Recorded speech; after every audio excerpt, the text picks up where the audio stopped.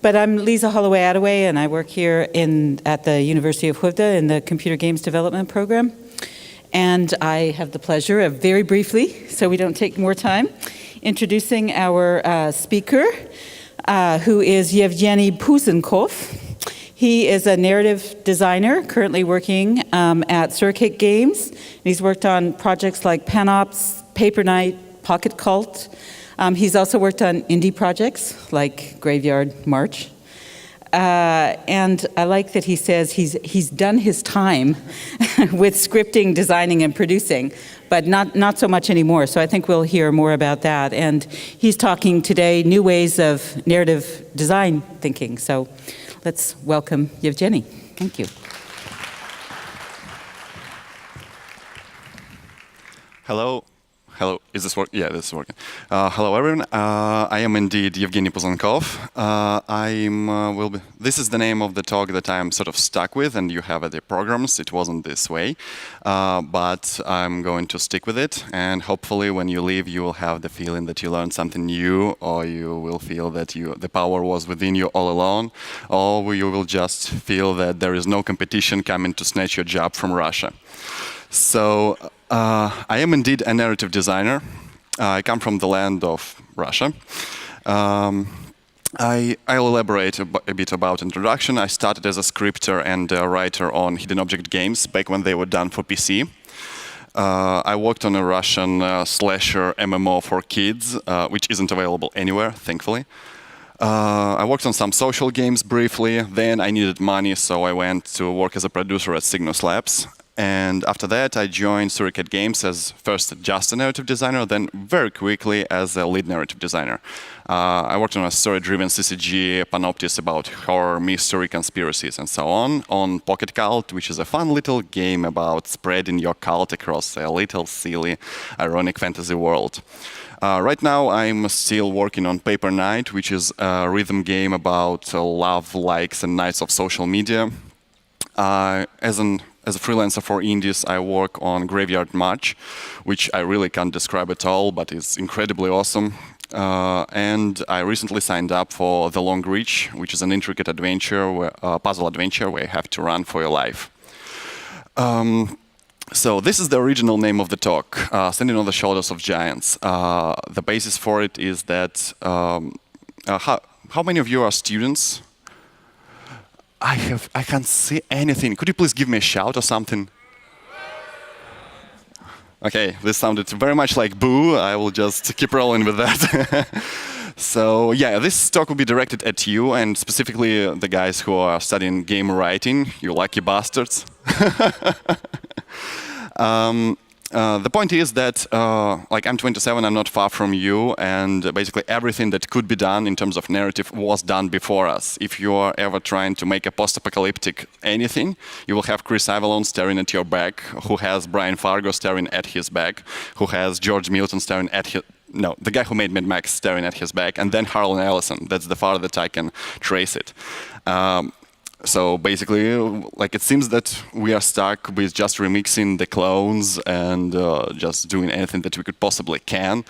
But we all want to do something completely different, which isn't possible to, in my opinion. The last truly unique game in terms of narrative is Vanguard. It's 1997. I'm making a bet that none of you have ever heard about it, but it has a lot of problems being so unique, mostly because it's been 20 years since its release, 19, and I played it a lot of times. I still don't understand. What the hell did you just... What? Sorry. Really sorry. Yeah, everything's working here now. Yeah, I still can't understand anything about this game. It's so much weird. It required 16 pages of exposition. And this exposition, I mean the text exposition, actual. Star Wars uses it a lot, but I think they're just stuck with it after the first 3 movies, I mean the good ones. And it doesn't work anymore or ever. I don't think it ever really worked. Because mostly, when I'm playing some game that has this cutscene in the beginning about, the world is like this and so on, I just ignore it entirely. I have no time to read it. And we don't want to. Still, we don't want to work on an FPS that looks sort of like this. I mean, I'm exaggerating, but you get the gist, I hope. We want to keep being motivated about the whole thing. We want to have fun doing it, and sometimes just hard to find the passion when you're working on something, just basically a prompt. Okay, do a fantasy about dwarves or something like that. We all want to work on this perfect mix of originality and the safe position. If there is someone from EA, please make Star Wars Republic Commander 2 happen. I'm not a big fan of academic approach in that I can't really tell you about the methodology of how to work in this situation, but I will hopefully show you an example, and you will see here that it's possible to still work on a completely unoriginal idea and give it something fresh and new. So the writing prompt that I will be using, again, I'm talking solely about narrative, like game designers have it way better than us, just shove it into VR. So the prompt that we'll be using is High Elven Socialistic Republic. So lesson 1, you can just mix two unmixable stuffs together and it will sort of work. But I googled this, I googled Red Elves, I googled Soviet Elves, I googled Communist Elves, and I got nothing. So I think this idea is pretty much viable anyway. The only thing that I got was when I googled in Russian Red Elves, and I got this thing. This is how the Red Army used to dress in Civil War.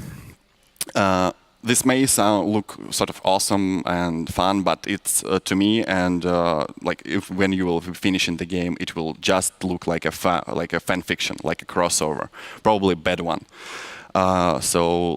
We will be trying to sort of work it out so that it will look fresh and new and actually make a good story out of it. We need assumptions for that. We can't just work on the constraints. So assumptions will go right now. We will be dealing mostly with fantasy side, more on the high elven part than the industrial revolution that's commonly associated with socialism.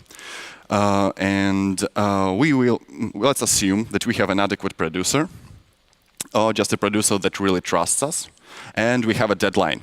We have to produce the pitch on it's Friday today, so on Sunday. Yeah, it's a shitty condition. So let's start with that.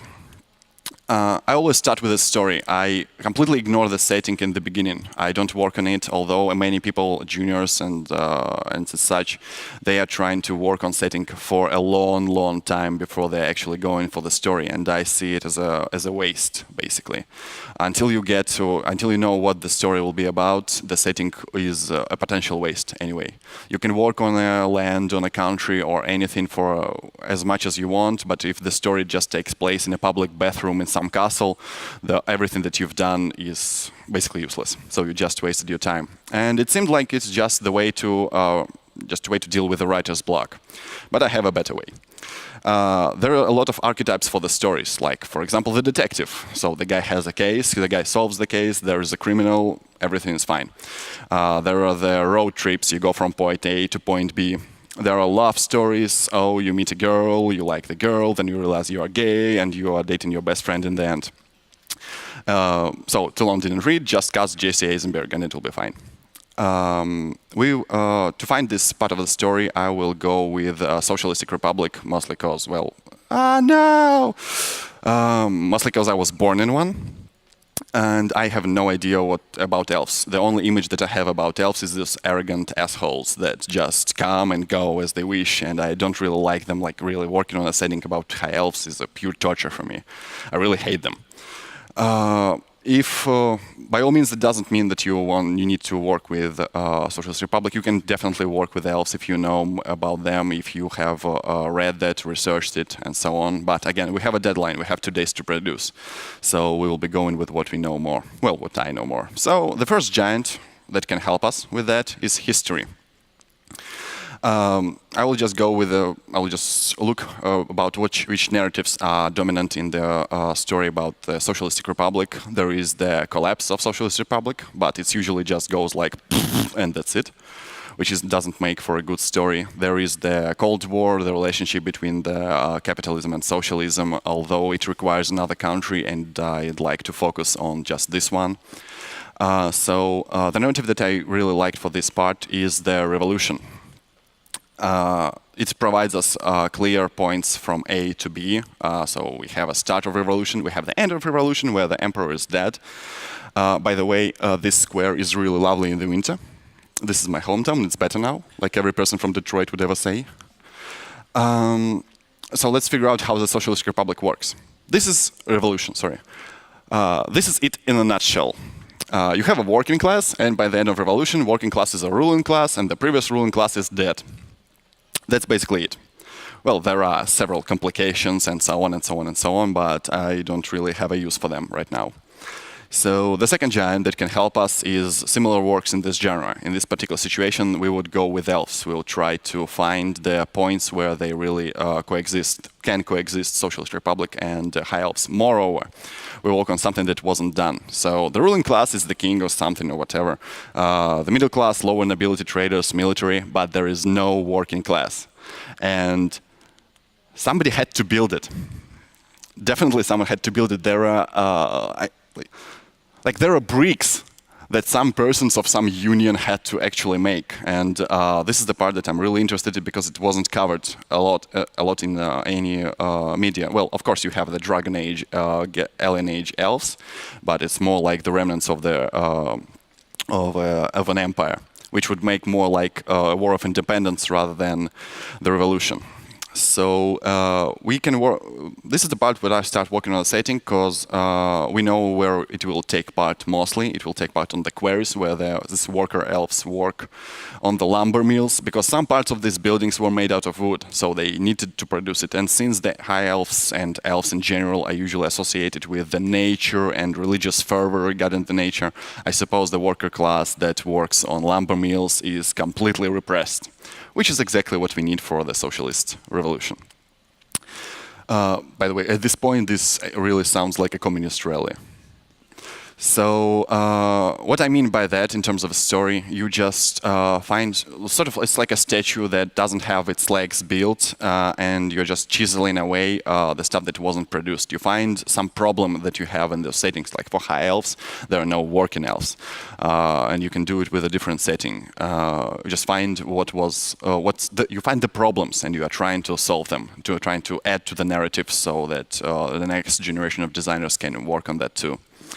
And in my opinion, it adds more rather than just trying to make something completely different. This produces a better story because you have more depth immediately, and by the use of pre-existing knowledge about elves and so on, you can really leverage that.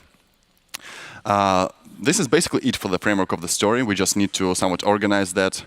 So the third giant is dramatic basics and rules, and these are always good. I hope they teach you that. They didn't teach me that, although I didn't go for that. So anyone who tells you that this 3x structure is dead is insane. That's a fact. I will stand by it any day. When we apply it to the 3x structure, the basic revolution and what we learned about the elves that we want to do, we know that in the exposition we will meet the working elves, then we will build up the momentum, the government will notice us, and then we overthrow the government. This is all that I need to start working on the synopsis. But this won't be the only thing that I will be talking about. There is then also an exposition. By that I mean the first part that was presented there. So the exposition is the only thing that you actually have you can have the most control about, because exposition is what makes or breaks the game, in my opinion. If someone plays it for an hour, he doesn't get it, he doesn't want to play it, he's not interested, he won't play it anymore, he will make a refund. I make it my own personal rule that I try to, there are lots of games that I need to play to just research, and because, well, my life sucks. So I always go for the first hour. If I'm okay with the game, I will buy the game. If not, I will not buy the game. Well, I'm Russian, so I pirate everything. Plus the exposition, you can have a lot of control just based on that. You can say that, okay, the story, just if nobody will buy the premise right now, then nobody will buy the bit. And we have it somewhat better than the movie industry. So for the movies, first 15 minutes are crucial, and the last 15 minutes are crucial. Everything in between is just a way to link them together. In video games, I think there is very little attention to the endings, because, well, they are long. They're ridiculously long. If it's an open world game that takes 50 hours, the ending, it should be good, but people mostly ignore that. But the exposition, it always has to be on point. So this is the little cheat sheet that I made for myself, the stuff that we have to see in the exposition and the sequence of these events. We need to let the player know who the hero is, where he is, and who is his enemy. And if we do it correctly, we can get away with the most ridiculous and weird stuff. Anything can be explained in the exposition correctly. If you've seen Chris Avalon yesterday, he gave this example that if the story is the story more complicated than Game of Thrones? I mean, I think that even if it's more complicated than Game of Thrones, you can still get away with a proper exposition and make it right. Although I've never attempted such a feat. So again, there are some questions that has to be answered in the exposition. So to elaborate more, I will go by each point. Again, by an example of this exposition for this game that will probably give you a more idea about what the game is about. So before that, though, I usually try to figure out the frontispiece for the game. Like frontispiece is in literature the first page, where it's usually the photo of an author or a thematical drawing of what the whole book is about, which works well to produce sort of like the expectation of and build an atmosphere. I learned the term from the interview with Joss Whedon. This is what he calls the frontispiece for Firefly. As you can see, there are horses and the sheep, and it says that it's created by Joss Whedon. It basically gives you the idea that Firefly is really good. So the frontispiece that I was working on, and I will be using it as a setting for the exposition, is Checkpoint Charlie. I think it's quite iconic for the Western, for usual, basically for me, I grew up with socialism, so. Well, I didn't grow up. We grew up in capitalism when everybody was a criminal. I mean, I was born in it. So I think it will be a good starting point, just to enter this kingdom that will soon become socialist republic, even though it's oppressive as hell right now, and it gives you a whole idea about what the game will be about. So we need to update it for the fantasy setting. So let's build a wall just to stick it to the trump. And build a big castle on that kind of can serve like a border customs for this elven kingdom that we will really screw up in this game. The fourth giant that we can use is other video games. And we can try to work out which expositions really work. We can, for example, Dragon Age Origins. It has an incredible exposition about the characters, and they do the scenes. So what works most, I think Ellen Guoman, I hope I'm pronouncing it right, or even remembering it right. Yesterday she said that for any exposition, the scenes, the actions, they really work better than words. So I'm assuming, whatever slides that I'm showing, assume that there is no line of dialogue present. Basically, you're using a scene to showcase this moment that you have to explain. Just set a list for that. Trust me, it's completely possible. I won't go into real depth about it, but it's true. So the player. I really like the mooks. I'm not usually allowed to do them. By mooks, I mean the person that has no idea what's happening or anywhere, or just doesn't know it, like a courier from New Vegas. Well, actually every character from Fallout games before the fourth one. And you saw how the fourth one came out eventually. So for this one, I picked a human merchant. I think it's a good idea for this part, mostly because the merchant has actual reason to come to the Elven Kingdom. That's, well, if it has a border in a fantasy setting and a huge wall, you can get an idea that it has sort of an iron curtain. So it's an untapped market, and we are trying to get in there, like South America. And for some reason, I want the main character to be fat. I have no idea why. And the other reason why I like the mooks is because of the dialogue. So if we are using in this condition an elf that lives in the Elven Kingdom, so the dialogue would be someone like, "Sir, you can't bring your goods in here." Oh, that's because the law that Andariel III or IV passed out in 1962. Well, if you're using a human mook, you can go with a much smoother dialogue, somewhere on the lines of, "Sir, you can't bring those goods in here." "What the fuck? These are perfectly good bananas!" Which is a way better dialogue. It's smooth, and we can relate to that. Also, on a separate note, the weirder the setting, the more relatable the main character has to be. So, if we are basically staging the whole game in the Elven Kingdom, it must be a human, so that we can relate to this character. So where are we? Well, we are at the customs.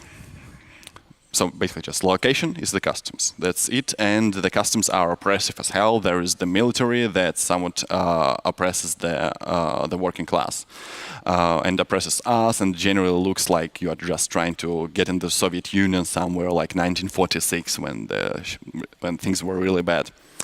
Or like generally trying to get into East Germany, which I've never done. I was too young.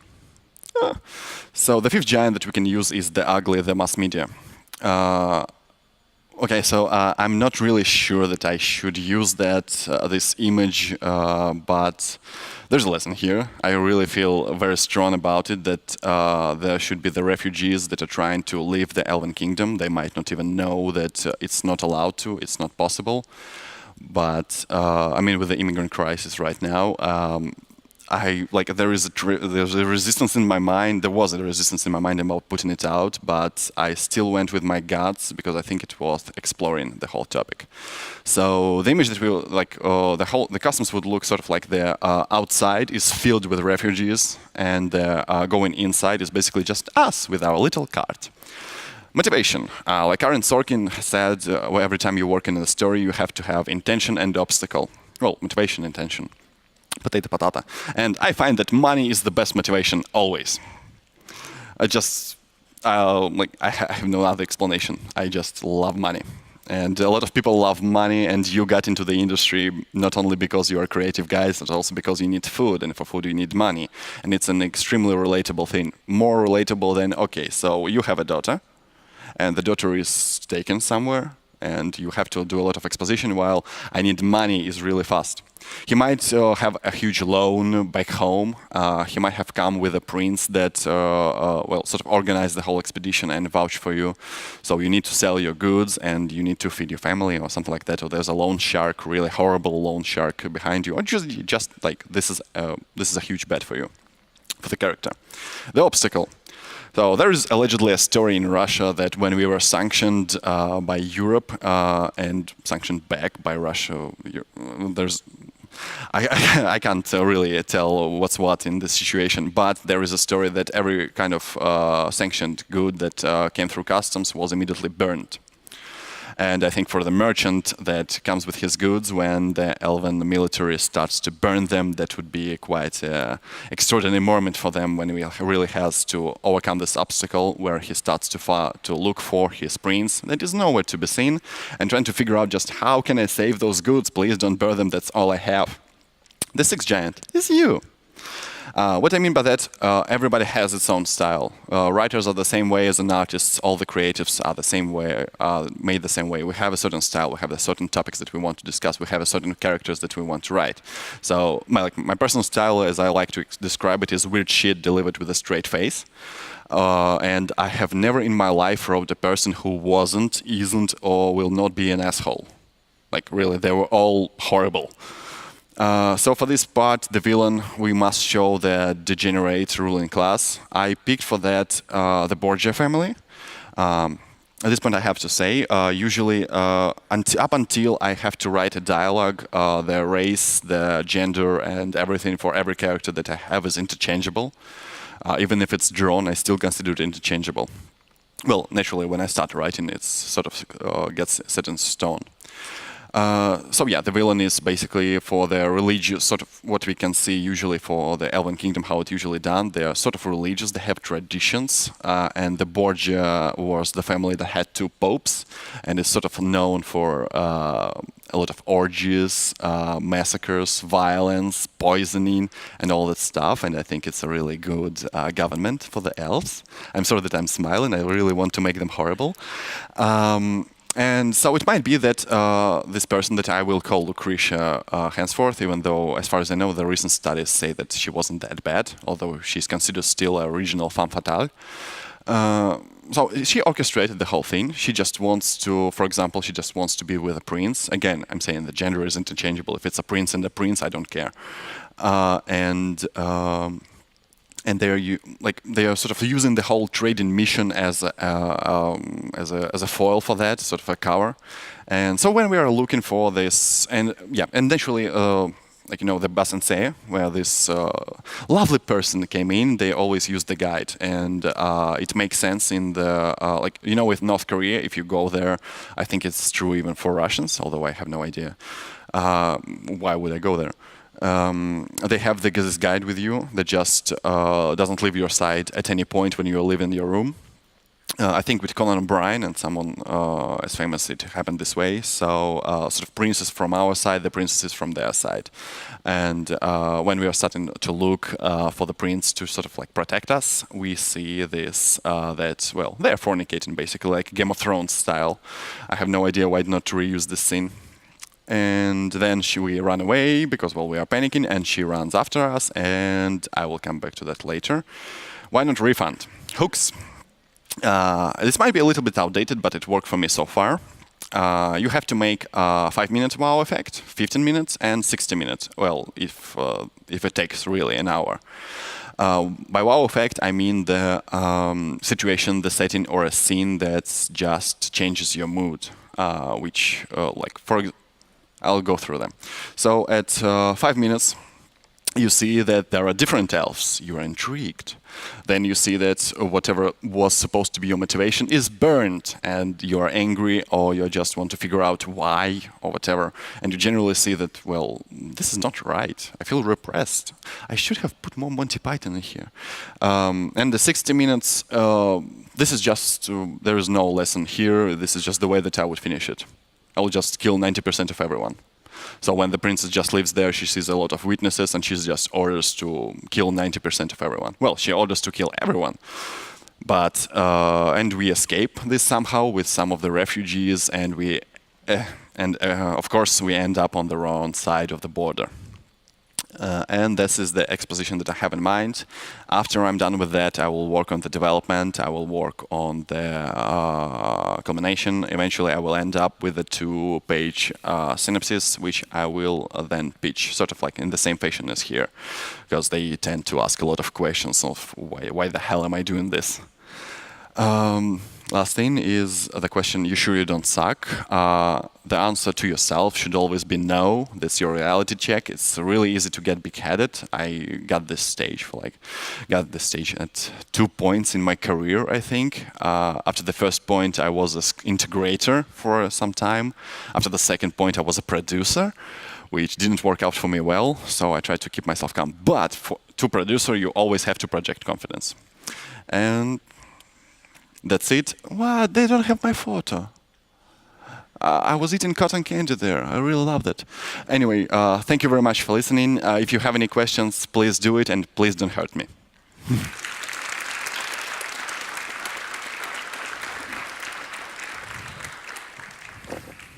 Okay, it seems that I can actually see you from... Yeah, I can see you. If you have any questions, If there are questions, I have a microphone for... Thank you. And thanks for the free gala ticket yesterday. I actually did end up going. Oh, yeah, So- I bribed you. Yes. I bribed you to come here. You did. Bribes work in Sweden.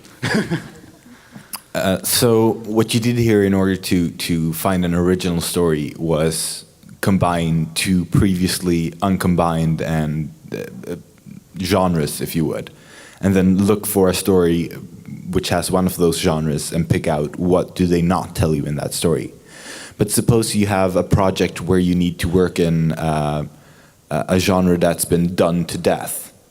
How do you avoid the pitfalls of that genre? How do you make the same story all over again, but this time find something new in it? If you're not allowed to combine genres. Okay, give me a genre.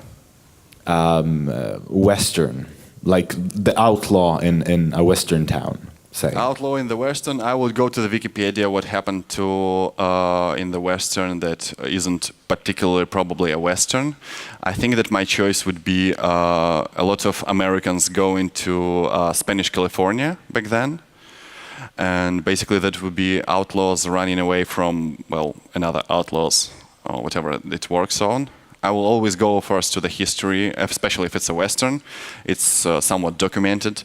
I would go with Billy the Kid, Sundance. Butch Cassidy and Sundance Kid, the movie. I'll try to find something there that can be used. And Western is done to death in the same sort of. Again, Western was done to death even before the Butch Cassidy and Sundance Kid sort of arrived to the stage. But it's the story that they were using wasn't a particular Western, it just looked like one. And that's all it takes. Okay. I hope this answers your question. Somewhat, yes. Okay. I still bribed you, so you're satisfied. Yeah. Thank you. Are there other questions? Oh, sorry. Well, my question is also about, it's a little more related to design and gameplay. I'm a game writing student, but I'm also interested in design. And the thing is, when we look at games and we look at story, we tend to look at the mechanics and stories as kind of separate things. But when you tell a story in a game, the mechanics will be a useful narrative tool the same way as you use lighting in movies, for example. Okay, you were talking about ludonarrative dissonance, right? Yes, or how would you work with gameplay to use gameplay as a narrative element integrated with the storytelling? I have a little trick. When I'm writing synopsis, I use the verbs that are generally used by game designers, like he shoots, he runs, he jumps. I'm trying to build the story around that in terms of text, so that I always keep a track that whatever player can do is dictated by mechanics. So I usually shy away from cutscenes or something like that to avoid it. I try to do it all in game. I really loved how my most favorite games, they mostly do it without cutscenes, and it makes much more better. So. I will talk with the game designers a lot about that. I will make some constrictions about what I can do. I'm usually, as a scripter, I usually just code my own story into the game to the best of my ability and whatever they allow me to do. And I just try to work out of the. Well, yeah, I think it boils down to the first part where I just try to write everything in terms of the verbs that they would use. Like he shoots, he runs, he jumps. I hope it answers your question. Yes, it makes sense.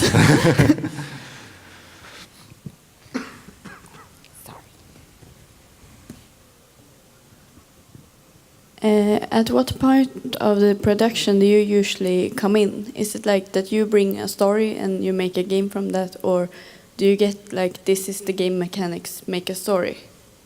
Okay, I know the question. I usually come in like around the production, probably late pre-production. Sometimes I come in like really late, and I like it for whatever reason. I think that I'm insane for this part. And usually the mechanics are already done. I usually like to have all the mechanics already done. This is a good starting point for writing the story when you know how the game would work. The best situation in which I came to work, and they showed me the build, and the build was mostly playable. After that, I just reused all the assets and just spread them around, shifted them so that they can work. But mostly the first day for me is usually saying like, okay, your synopsis is too long, your story is shit, let me rewrite it entirely. And then I make a case that I can do it in 2 days. And then I do it in 3 days. And they usually go with it. But in terms of which is better, for me, personally, I'm better off when it's a late pre-production, when all the game mechanics is done and they just need a writer to do the vertical slice. Going into pre-production when nothing is so far invented, I really don't like this stage. It requires a lot of brainstorming around the story. Everybody pitches in. I lose my shit. I hate them. I don't like people all that much from the first place. And yeah, so I always opt for the middle part. Are there any other questions? I think we have time for one more question.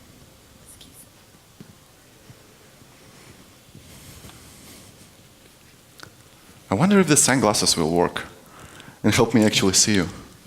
I have this a is question. worse. Sorry. Yeah, sorry. I have a question about the three-act structure, which you mentioned isn't dead. And I probably agree with you, but like in how the three-act structure relates to games and sort of the interactive nature of games, would you like to sort of just clarify what you mean in like how the three-act structure, as it relates to games, is not dead? Okay, three-act structure is not dead because this is how life works. You are born, you go to school, then you are living your life, saving up for the retirement, and then you retire, and this is the culmination of your story. And it works for, like, three-act structure is just basically how we live. But in terms of games, there are a lot of problems with interactivity, and you can't do the timing properly, and the usual guide is 25, 50, 25 in terms of percent for the three-act structure in movies.